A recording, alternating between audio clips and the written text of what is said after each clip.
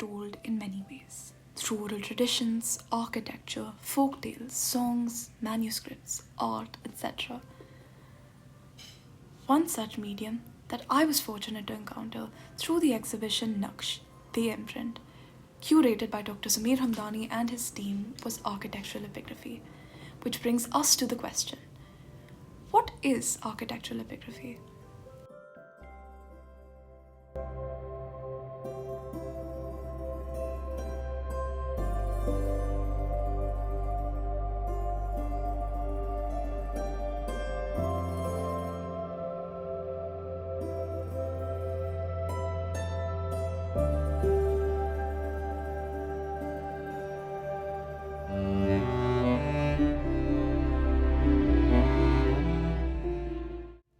Architectural epigraphy refers to texts, inscriptions, dedications, poetic verses, religious invocations, etc., which are carved or painted onto buildings, monuments, gateways, bridges, temples, mosques, mausoleums, and more. These texts are not mere decoration. They communicate history, patronage, devotion, identity, and cultural exchange. Architectural epigraphy is more than ornamentation. It is the language of buildings. They are quite literally voices from the past, carved in stone. To bring these inscriptions alive, the following clips are reflections from Dr. Sameer Hamdani, who along with his team spent months in Kashmir documenting these texts. These voices remind us that each stone carries labor, intention, devotion, and that the act of preserving and translating them is an act of justice to memory. By the name of Barakat. And before I start, I have my colleague Zoya Khan. She is an architect, an urban planner, a designer, an artist, as well as a teacher. My name is Sameer Hamdani. I'm basically by training, I'm an architect, but now more than this, I am into art history rather than art. And I also started writing books here and there. I hope you buy them. So leave nothing aside. So in 2023, I received a research grant from an organization by the name of Barakat. It's based in London and it's into conservation, wherein you do certain works in the field of conservation. This was a conservation grant, and the whole idea was that you're going to research and document epigraphy, architectural epigraphy. Now what's epigraphy? And basic idea is basically text. It can be a line, it can be two lines. Normally in Western civilization you find it on a statue. Beneath the statue you'll also find something similar happening in India also. Epigraphy, that is writings which have been inscribed on a building. The period was 14th century to 19th century, so it covers your late medieval and early modern period. But then during the course of the work, we decided to extend it up to, let's say, 1910, 1920, primarily because of the fact that there were certain interesting things that came up during the research. Before I move on, the team comprised of the names are there: Mehran Qurashi, who was responsible primarily for translating all the texts. So we have texts in Persian, we have texts in Arabic. The Sanskrit texts which are here, and these are also in the report, were basically taken from a book by Dr. David Cole. So none of us have the expertise in reading Sanskrit texts, but luckily or unfortunately, the texts that survive from that period in Sanskrit are only 4. All of them have been documented, all of them have been recorded. So the translation, one of which we will see here, is from Dr. Cole's book on Sharda inscriptions in Kashmir. The other person on the team was Umar Farooq. He was primarily responsible for going from site to site in terms of finding out if there's anything available. In all, we surveyed around 600 buildings across Kashmir, the length and breadth of Kashmir, in which we finally documented 41 buildings. In certain cases, you found extensive writings in the building. So in case of a shrine like Mola, you have almost around 400 square meters of text in the building. In certain cases, these are limited to 1 or 2 small stones. Now, before we move, how does it matter? I mean, in the end, it's just like you're documenting a motif or a design. So what's the use of it? One, epigraphy, at least historically, can be compared to what your modern billboards are doing. These are public texts.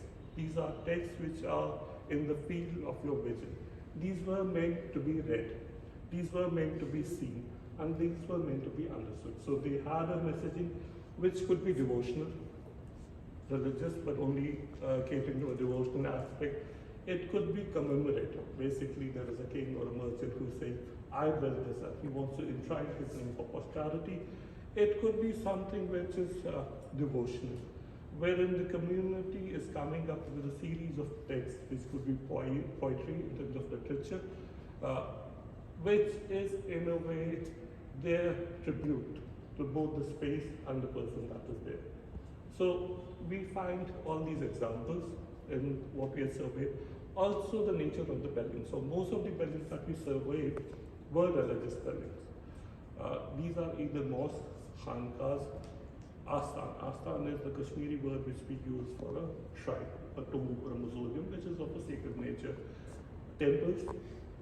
In Gurdwaras, unfortunately, we didn't find anything. These are also public and civic structures, in the sense there is a bridge and you have a commemorative stone for it. There is something like a ghat and you have a commemorative stone for it. Gardens, I mean, we have the largest amount of Mughal gardens still in Kashmir. Beyond the fact that this is a messaging, it also tells you something about the mood of the society at a specific moment. And that is rather important, because how do we understand history?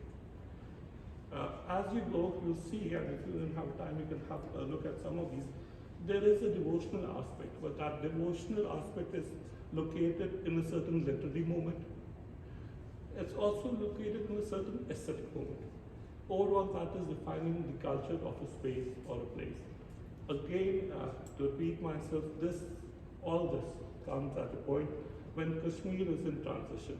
It shifts from an Indic Sanskrit world to a Persianate and Muslim world. So you'll also find interesting sort of a coming together of different currents of ideas and appreciation for different aesthetics. So that seems to be the first one. The mosque is dedicated to a Sufi by the name of Sayyid Muhammad Madani, who arrived in Kashmir either towards the end of the 14th century or an early part of the 15th century. He was associated with the court of two kings of Kashmir, Sultan Zainul Abidin and his father, Sultan Sikandar. There are also textual records which speak about him as an ambassador from the court of Timur. I don't know how many of you have heard the name Timur Lane. He is the warrior conqueror, the ancestor of the house of the Mughals, and at one point he laid waste the entire land from one end of the world to the other. But then he was also a great patron of art, and you can still see remnants in Samarkand in Uzbekistan. Now, this is the stone that survives. These are two original epigraphs located to the left and right of the main entrance door. But this is important in a couple of ways. One, how does your material history, in this case the epigraph, correct your textual history? So if you read any history of Kashmir, they will say that this mosque was commissioned by the Sultan for the state. And it makes a certain sense, because you are the king, you are given the patronage, the source of patronage is from the state, and here is a foreigner who's been given this patronage. But once we read the epigraph, it becomes clear it is the Sufi who has himself commissioned the building, and he mentions it clearly. I built it in this year. And then what's also interesting, he links two lands. He is from Medina, which is in Saudi Arabia, present-day Saudi Arabia, and he has a nisba, which is a sort of a toponym wherein he mentions his name as Sayyid Muhammad Madni, but then he links it Sakin Kashmir, which means resident of Kashmir. So in a way, it's showing an ownership of a different land, which is happening there. Now again, if you remember it, these are also great examples of a certain calligraphic style. Now in Islam, as all of you would be knowing, and I don't need to repeat it yet, there is a certain iconographic program. Primarily you don't do figural depiction. So what's replacing a statue or a statuary is primarily calligraphy, the written word. And it has a certain importance because for Muslims, they believe in a revealed word, they believe in a written word. That's the importance of text for the faith. And over a period of time, different calligraphical styles have been evolving in the Muslim world. And what is happening here is there is a style that is developed in the Eastern Muslim empires, that is Persia and further on. And within 10 or 20 years, the same style is replicated in Kashmir. So in the end, it shows the transmission of scholarly knowledge, of craft skill, and of techniques which are basically the foundation of art. What I'm trying to say is that if you see Kashmir today, it's a rather limited land, and with the new reorganization of the state, it's a very limited land, and it's in the Himalayas. Even today, if the road gets cut, almost access is gone. So you see it like an isolated land post somewhere in the Himalayas. But historically, it's been culturally linked to lands both down south, South Asia, towards China on one hand, and towards the vast Central Asian Persian land on the other hand. So these transmissions of aesthetic styles, what we call in Jamaliyat, or simply aesthetics, showcase the rapid movement of ideas, of art, and the knowledge associated with it. There's another part of the building which is here that no longer exists. That's why we are using an archival image. And you can see there are glazed text tiles on it, and on the top you have the written word. Again, where is reading a text important? So most art historians would mention that this was a building because it was built in 15th century. They connect everything to 15th century. The 15th century, 14th century, but then it was repeatedly burned and rebuilt. And with each rebuilding, it went on expanding. Known as Nastalet, you have Tukra, you have a Tukra Malchus, which is something that you can almost draw a central line and the text would mirror itself. As I said, this is the period when Kashmiri shawl industry is at its peak. So each door actually has an entire shawl recreated on it. And this is also happening in the exterior ceilings also. So you have different sort of, I think, 8 doors on left and 8 doors on right, and every door has a shawl motif. It's important for art historians because you don't have many examples of these shawls surviving from that period.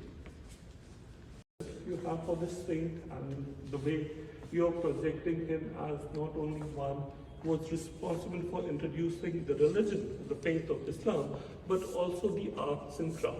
So in popular imagination in Kashmir, the saint is known as Shah Hamdan. You still refer to him as the man who introduced both deen and qasd. Qasd is craft. So these are certain examples you find there.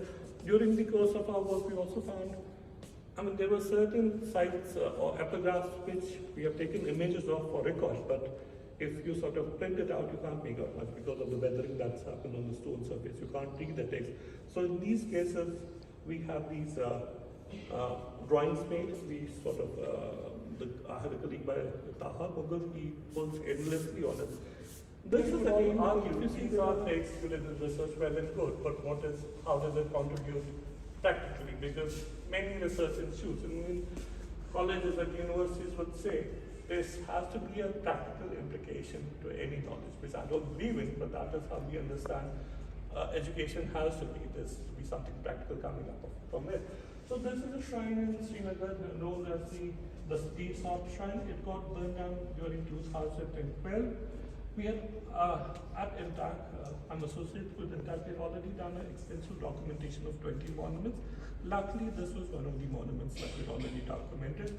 So in the end, based upon our documentation, and that's what I'm coming to, how important it is to document beyond the pure research part of it, we were able to reconstruct it as it was prior to the fire. So I remember the building was inaugurated somewhere in 2018, and there was a political event wherein the inauguration happened. So I reached the site a bit earlier, an hour or two earlier. So there were these couple of young teenage boys who came to the site and they said in Kashmiri, if I roughly translate it, what have they done? It was as it is. It is as it was, and I thought that's a good backward compliment. That's what my job was. So with that, I'll end. Why should we care about inscriptions in stone? A few reflections. These inscriptions embody memory and continuity, durable records that anchor communities to their past. They illustrate cultural intersection, the blending of script, language, and style that speaks to Kashmir's role as a crossroads of civilizations.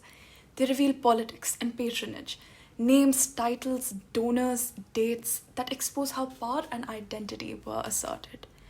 And they highlight heritage and fragility because many inscriptions are vanishing under weathering, reconstruction, and pure neglect. The exhibition is a call to protect what remains. When we listen to these stones, we hear voices across centuries. They speak of patrons and artisans, of language and devotion, of identity in flux, of cultural layering. So we end not in silence, but in listening. To the script etched on walls and hearts alike. To the stories that outlast empires, languages, and names.